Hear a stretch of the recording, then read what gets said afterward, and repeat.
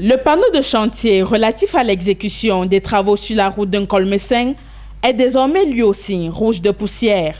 2 mois après le lancement en grande pompe des travaux par la ministre de l'Habitat et du Développement urbain, rien n'est fait sur le terrain, aux grandes dames des populations. J'attends le goudron, fur un temps, on a parlé comme ça là. Les caterpillars étaient versés là au carrefour, On a dit que le goudron venait dans quelques jours. Quand je fais la moto, je ne parviens pas à dormir. Le petit argent qu'on a un peu, on prend pour payer les comprimés, donc ça ne va pas. On souffre trop ici.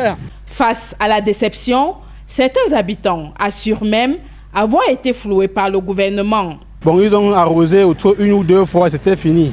Ils ne sont plus jamais passés à arroser. Vous pouvez venir ici là chaque matin, voir dans quelles conditions les enfants dégustent la poussière, comme déjeuner le matin pour aller à l'école.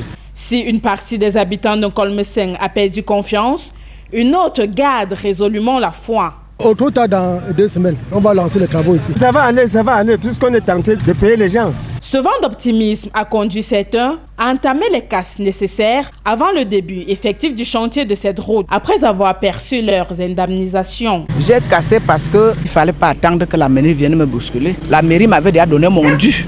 Et il fallait à tout prix que je commence les travaux avant qu'elle n'arrive et montrer le bon exemple aux autres voisins qui tardaient à le faire. En attendant, c'est le train-train quotidien dans ce quartier où la saison de pluie semble ne pas avoir d'emprise. Les automobiles tombent toujours en panne sur ce tronçon redouté par plus d'un. Je suis en train d'arranger justement mon radiateur là. Elle n'est pas l'état de la route.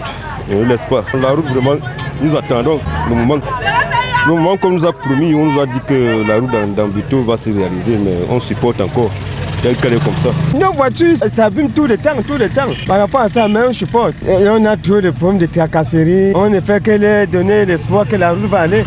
Il y a trop de risques. La poussière, la boue, les cassis, ça gâte la moto.